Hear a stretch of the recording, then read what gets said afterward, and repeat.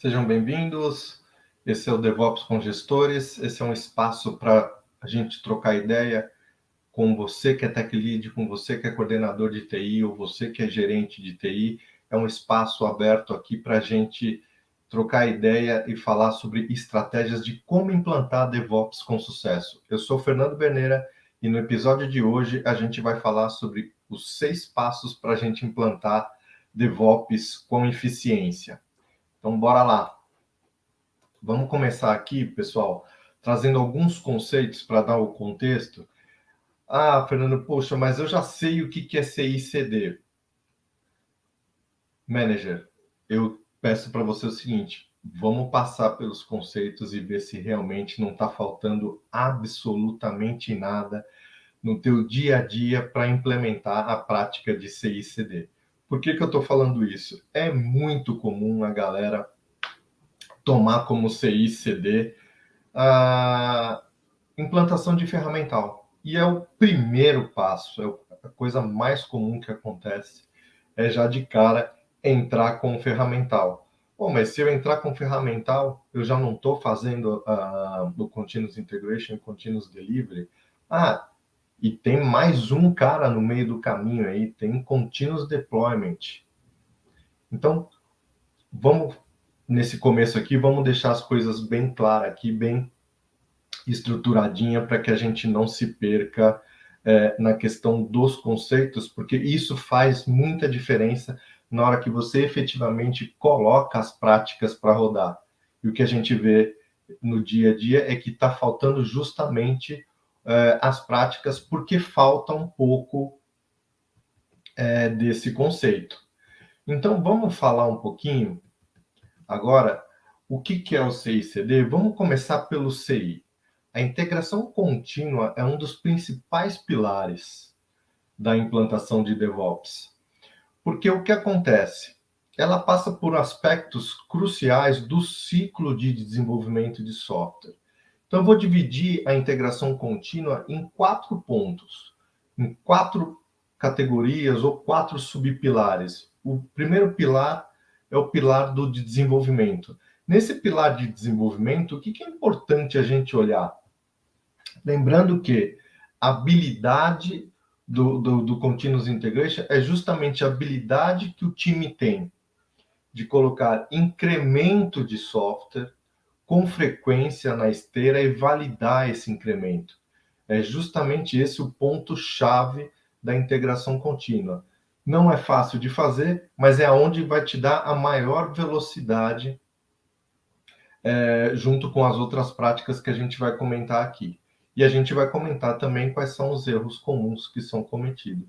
E no final, eu vou dar para você o passo a passo, ou melhor, os 6 passos para a gente implantar DevOps com sucesso, tá certo? Manager, se até agora você não se inscreveu no canal, aproveita esse momento, se inscreve no canal e dê o seu like para ajudar a gente a disseminar essa informação com mais gestores para a gente formar uma comunidade forte de gestores de TI com o propósito de implantar DevOps com sucesso.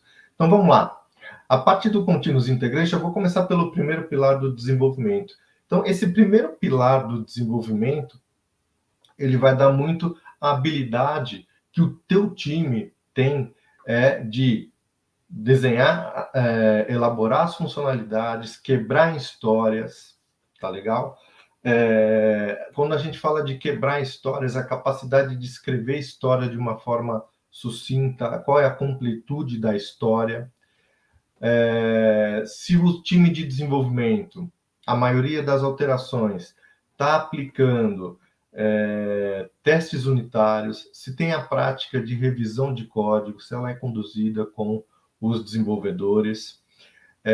Outra coisa que é importante aqui na parte do desenvolvimento e que é crucial para a parte de integração contínua ou continuous delivery, qual a periodicidade em que o time faz o check-in do código?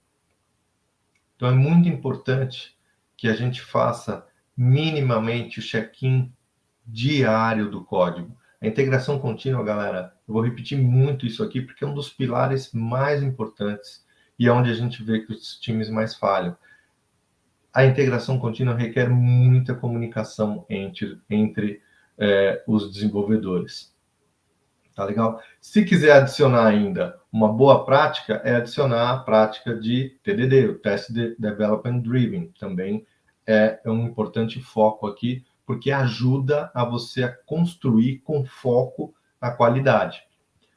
Um outro pilar aqui, pessoal, é justamente a questão do build. Quando o teu build é disparado, então, a questão aqui é importante de ter. Aí é onde o pessoal entra e fala: não, mas eu já tenho a parte de CI instalado, ferramental, e normalmente isso aqui realmente está sempre redondinho. Né? A questão aqui é a gente olhar para algum outro detalhezinho que faz diferença na implementação da prática do Continuous Delivery, que é a questão do quê? Galera, a questão quando eu falo do build aqui, é o build do código integrado. Então, o que é importante aqui? Qual é a frequência que cada desenvolvedor roda o seu build? Qual é a frequência com que se faz a integração do código e builda esse código integrado? Essa resultante do código integrado é isso que é o mais importante aqui.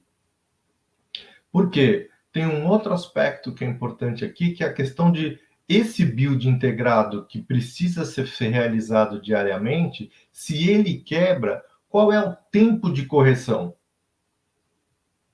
que o time leva para corrigir um build quebrado? Tá legal? Além disso, é muito importante adicionar nesse momento aqui análise estática de código. A gente capturar qual é a qualidade do código e qual é a exposição que o nosso código tem com relação a brechas de segurança ou de vulnerabilidade. Então, esse é um primeiro gate de qualidade dentro da nossa estrutura de continuous delivery, continuous deployment, começando pela integração contínua, que é primordial a gente fazer com muita clareza aqui todos esses passos, porque se a gente não fizer esse primeiro gate de qualidade de forma completa, a gente vai ter problema assim que colocar o binário no ambiente. Os times vão devolver para a gente para fazer as correções. Então, é muito importante porque a parte vai dar muita consistência no processo. O terceiro pilar do Continuous Integration é o teste fim a fim. Então, é importante que a gente tenha aqui a possibilidade de fazer aqui a habilidade que a gente vai ter de colocar no ambiente e fazer a validação funcional seja da funcionalidade completa ou seja da história que foi colocada dentro do ambiente. Então, aqui é importante observar a capacidade que o time tem de aumentar a sua automação com relação aos testes, né? Os testes automatizados. Além de reforçar a automação dos testes, qual é a qualidade do ambiente em que esses testes estão sendo realizados? Então, ele vai medir se você está fazendo num ambiente, se você primeiro tem a capacidade de fazer os testes dentro da própria sprint, ou se você ainda não conseguiu a maturidade para fazer dentro da mesma sprint, você tem uma sprint adicional, e aí é como quase que estivesse fazendo um cascata, né? Porque um sprint de dev e um sprint de teste basicamente um cascágio, né? Que a gente chama. Então, é importante prestar atenção nisso para a gente ir ganhando maturidade e reforçar a divisão dos trabalhos e a completude dentro da sprint junto com a automação, que é o que vai dar velocidade para você, né, Gê? Então, a gente está falando aqui da capacidade de automação, a gente está falando da qualidade do ambiente onde os testes são feitos, a gente está falando aqui também sobre a execução desses testes funcionais. Então, quando a gente coloca na esteira, o que é importante a gente falar? Primeiro estágio é o estágio do commit, que é o estágio anterior que a gente falou do build, com análise estática, com análise de vulnerabilidade e com checagem de percentual de teste unitário. estimular o time a fazer isso. Passou nesse estágio, integrou o código, passou nesse estágio, o estágio de commit, entra para o teste fim a fim. O teste fim a fim, primeiro estágio, a gente vai fazer o teste funcional da história que acabou de integrar, de entregar, e vamos fazer o regressivo com o que já existia lá para ver se essa nova história não está quebrando absolutamente nada. Então, esse é o passo do Continuous Integration, para vocês terem uma ideia aqui. E os principais aspectos aqui, galera, reforçando: integração do código e check-in do código diário. Sem isso, não é integração contínua. Tá legal? E o Continuous Delivery? Continuous Delivery vai ser os estágios que a gente vai definir dentro da nossa esteira para validação e da qualidade, com critérios de aceite, critérios de qualidade, para que a gente possa ter a capacidade de confirmar que o software está funcionando, ou o que a gente chama de working state ou releasable state, ou seja, se eu quiser, eu posso colocar esse cara em produção. Percebe a diferença? Então, eu vou passar o Continuous Delivery por cada um dos estágios da minha esteira, e a partir dos critérios de validação, funcional, integração, não funcional, eu vou definir se esse meu software está apto a subir para produção, se ele está no estado releasable ou ele está num working state. E o grande desafio aqui é, a todo momento, mesmo que não se vá até a produção, manter o software na esteira, no pipeline, com working state, o software funcionando. Esse é o grande desafio dos times hoje, e essa é a grande diferença, essa é a grande sacada desse episódio aqui que a gente está comentando com você, manager, porque é isso que vai fazer diferença na tua implantação de DevOps. Beleza? E vamos lá, as pessoas confundem o que isso significa, então vamos lá tentar desmistificar algumas coisas aqui. Eu falei bastante da prática de CI aqui para vocês, da prática de CD, mas o que a galera normalmente faz, e por que eu chamo de confusão, que a gente fala, não, CI é o build verde de CI, o green build de CI. Porque faz o green build, mas não vai para a esteira. Continua desenvolvendo o resto das funcionalidades. Passa 2 semanas, integra o código só no final, cria um novo build e aí coloca na esteira. Essa é a grande diferença. A integração contínua, você fazer diária ou de forma contínua, ou você fazer no final da sprint. Tem muita diferença em fazer isso. Por isso que eu falo que existe um misunderstanding aqui, uma pequena confusão, né? Porque a integração contínua é diariamente que o processo ocorre, não é deixar para integrar o código na quinta-feira, no 9º dia, véspera de término da sprint, para integrar o código, para gerar o build de release, para colocar o build no ambiente de QA. Essa é a confusão que eu vejo dos times, né? E a questão do continuous delivery, uma outra coisa que a gente vê aqui, que eu posso chamar de confusão, é que o continuous delivery não é somente um deploy automatizado. Começa-se por esse estágio, mas o continuous delivery é muito mais do que isso. O continuous delivery é o caminho da esteira sentido produção. A gente vai falar a respeito disso, dos critérios, mas ele é muito mais do que somente pensar que é uma orquestração de deploy automatizado. Toda a tua estratégia de validação, como a gente acabou de falar, dos estágios de validação, para confirmar se o software está funcional. E não simplesmente fazer o deploy automatizado dentro dos ambientes. Precisa de uma carga muito forte de automação de testes aí para deixar com uma consistência, com uma confiança muito boa, porque esse passa a ser o nosso caminho de ida para a produção. Tá legal? Vamos seguir aqui.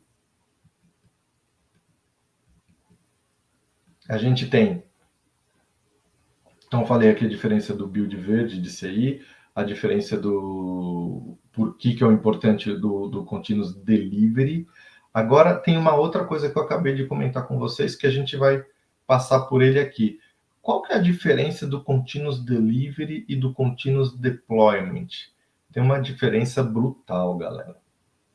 Tem uma diferença brutal.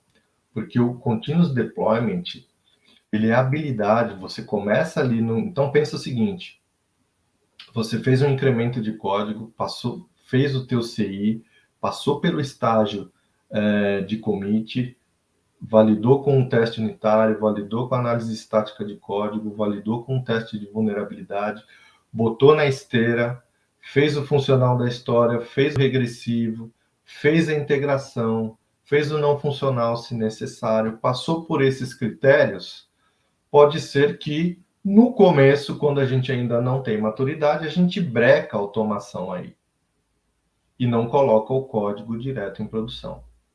Isso é o continuous delivery. Se eu ganho maturidade e a partir do momento em que eu coloco os critérios de validação em toda a minha esteira e de forma automatizada, eu checo esses critérios de validação e passando nesses critérios, eu faço o deploy em produção. E para fazer o deploy em produção de forma contínua, aí entra o Continuous Deployment. E o Continuous Deployment também eu vou quebrar aqui para você em 4 pilares. Primeiro, na habilidade de realmente de você poder fazer o deploy. Fazer com que as suas funcionalidades ou as suas histórias sejam realizados o deploy dela em cada iteração, de forma automatizada. E um detalhe, separando o deploy do release. É a habilidade de você colocar o software em produção sem liberar para o usuário final, para o teu cliente final. Porque ainda nós vamos passar por alguns estágios. O primeiro estágio é o estágio do deploy. O segundo estágio é o estado do teste, da verificação. Teste em produção é isso mesmo. Depois, obviamente, de ter feito todo o teste na nossa esteira em ambiente like prod, com uma proximidade muito alta de produção, não em quantidade de máquinas, né, em paridade, mas em paridade arquitetural. Versão de software, middleware, agentes de monitoração. E quando a gente coloca a capacidade de fazer a verificação, você vai ver justamente a possibilidade de fazer o teu teste e fazer uma validação desse deploy que deve ser verificado com teste automatizado e a gente vai crescer a maturidade. Pode ser começar manual, depois começar a fazer o teste, smoke test automatizado em produção, fazer algumas transações sintéticas que a gente chama, né, com dado não de cliente, não com dados fakes, né, mascarados dentro do ambiente de produção, fazer o teste de penetração e, se não der certo, ter a capacidade de fazer o rollback. Um terceiro pilar aqui, galera, é o pilar da monitoração. Então, aqui começa o que a gente chama de telemetria, né? A habilidade da gente ter indicadores para que a gente consiga analisar o desempenho da nossa funcionalidade que foi colocada em produção. Então, aí ativa todos os logs e a gente ter a habilidade de capturar todos os eventos correlatos àquela funcionalidade que foi entregue. E ter dashboards, não somente de troubleshooting, mas dashboards com informações ligadas a indicadores de negócio relacionado com que a funcionalidade, com o assunto da funcionalidade que foi entregue em produção. E um quarto pilar aqui, pessoal, da parte do Continuous Deployment é justamente a capacidade de responder, que o time de operações tem, de responder com relação aos ambientes. Então, como que é a interação entre os times de desenvolvimento e o de operações, como que a recuperação do incidente ela é realizada, se ela é proativa, se ela é reativa, quem descobre primeiro os incidentes normalmente é o cliente, ou é o nosso ferramental, é o nosso time de operações. Então, Continuous Deployment, pessoal, envolve esses 4 pilares que vão dar toda a sustentação da sequência de qualidade da esteira que a gente começou lá com o CI, no primeiro estágiozinho lá de commit, fazendo a validação com os testes unitários, a análise estática e a análise de vulnerabilidade. Percebeu, então, qual é o caminho que é percorrido até a produção e a diferença de CI, Continuous Delivery e Continuous Deployment? Espero ter deixado isso claro aqui para você. E reforçar, manager, no final eu vou dar os 6 passos para a implantação de DevOps com mais eficiência, de forma mais eficiente. E vamos lá, reforçando aqui para você.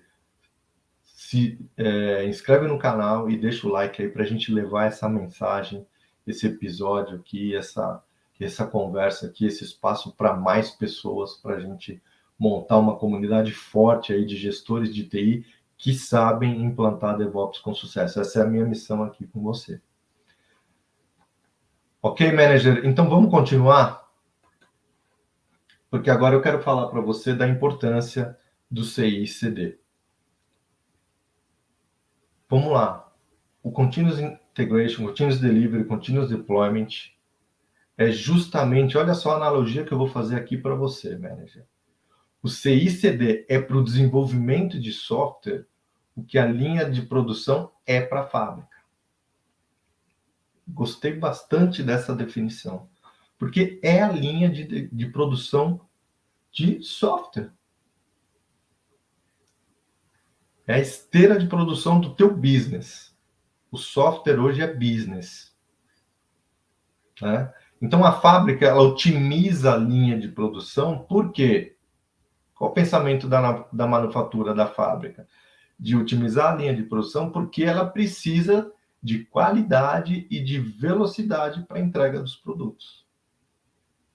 E a fábrica coloca em cada estágio quais são os critérios de qualidade que o produto deve atingir para que ele chegue de forma consistente e íntegro na ponta para o cliente final. O software é a mesma coisa aqui. Então, vamos lá. Por que a gente deve, então, investir tempo e dinheiro nessas práticas, para montar esse ambiente com todos esses recursos, com todo esse potencial? Galera, capacidade organizacional que permite que as áreas técnicas e de negócio trabalhem junto. Isso aqui, junto com os aspectos de agilidade, do ágil em escala, isso aqui você destrava completamente a forma de interação entre os times de TI, de negócio, entre os próprios times de TI que fazem parte dessa cadeia de software delivery, colocando os critérios em cada estágio, tirando aquela fricção, aquele delay. Isso tudo você vai ganhando maturidade, precisa começar, né? E é por isso que eu gosto de chamar de capacidade organizacional. É aqui aonde a empresa realmente coloca todo o potencial dela e começa, de fato, a trazer resultado.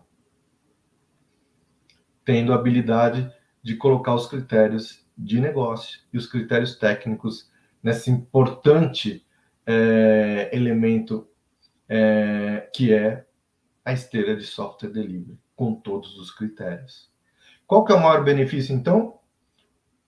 Só reforçando, o grande objetivo aqui, o maior benefício é justamente trazer para a empresa um sistema de trabalho que dê confiança, agilidade, repetição e o poder, olha só, o poder de decidir quando liberar as alterações para o mercado. Isso é time to market. aqui está a virada de chave. Por isso, investir tempo e dinheiro aqui é crucial para as empresas se destacarem de forma competitiva no mercado. Aqui vai ter o diferencial. Tá legal, manager? Vamos seguir. Vamos falar um pouquinho agora, onde estão os erros mais comuns? Vou reforçar aqui para você algumas coisas que a gente já vinha falando até no início do episódio aqui, mas vou destacar aqui para você. Então, como eu falei, é normal, é muito comum as pessoas pensar que é apenas um conjunto de ferramentas. Vocês viram como faz completa diferença a forma de pensar do CI, do Build Verde, com a entrega efetivamente, a integração contínua, mais a entrega contínua? Percebeu que o Continuous Delivery requer o Continuous Integration? Então, é muito mais do que só colocar um ferramental para rodar. Então, outro erro comum é que se não, justamente pelo fato, pode ser até uma decorrência do fato de chegar e assumir que é um ferramental novo, TI vai lá e instala. Muitas vezes a área de negócio nem sabe qual é o ferramental que está sendo usado. E a importância desse ferramental para o próprio negócio. Percebe a diferença? Então, e aí acaba que cai por terra e deixa uma oportunidade gigantesca do quê? De projetar, modelar o pipeline TI mais negócios. A cada estágio que a gente começa simples, estágio de commit, coloca alguns critérios para começar a dar uma cara de governança. Tantos por cento de teste unitário, tantos por cento de erro crítico no funcional. Começa a colocar, mas essas definições sendo feitas junto com a área de negócio. Essa é a sacada aqui. Porque o software, o resultado, o business é da empresa. Só que tem as pessoas que produzem, as pessoas que testam, as pessoas que colocam as ideias, mas é do time. E essa é a grande sacada aqui. Fazer a oportunidade da capacidade, fazer valer a capacidade organizacional, fazendo o projeto, a modelagem do pipeline, algo que é fundamental, é crítico para o fluxo de valor de entrega de software. É resultado para a companhia, né? Então, outro ponto é deixar a infraestrutura virar gargalo no processo. A gente já tem tecnologia suficiente para fazer automação de infraestrutura. Muitas empresas hoje já estão trabalhando no ambiente de cloud, de nuvem, trabalhando on-premises, trabalhando no cloud, trabalhando de forma híbrida, né? E já tem uma grande velocidade aí, pelo menos já na parte de infraestrutura. Outro erro comum, galera, setup manual do pipeline. No começo é manual, mas procura começar a dar mais agilidade. Eu já comentei em outros vídeos aqui no canal, procura lá na playlist do DevOps com Gestores. Eu já falei de uma coisa chamada Platform Team. É prover tudo que o dev precisa como serviço, um serviço de plataforma. Automatiza isso. Monitoração, recurso de infra, acesso à ferramenta, criação de pipeline. Essas coisas que são corriqueiras, né? Tem que poder ir lá e pegar, poder ir lá e criar. Tá?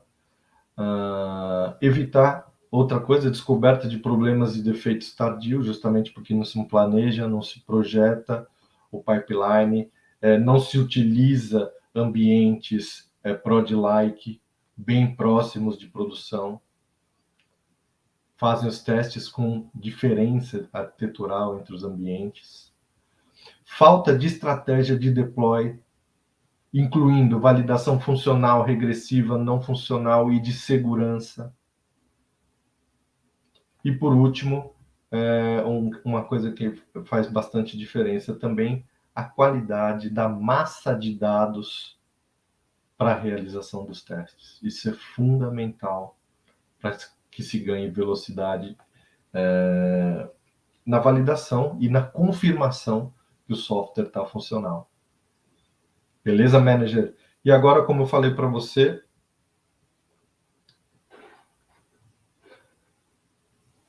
o passo a passo.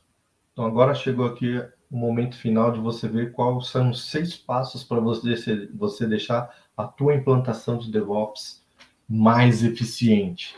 Então, aqui, vamos lá, reforçando alguns pontos que a gente trouxe da conversa. É como se fosse uma recapitulação aqui. Então, modelagem do pipeline envolvendo a área de TI e de negócio. Definição dos critérios de governança. Governança é para dar uma cara de, não, regra, auditoria, mas sim de dar credibilidade, dar uma seriedade. Por quê? Cada estágio do teu pipeline precisa ter critério de validação.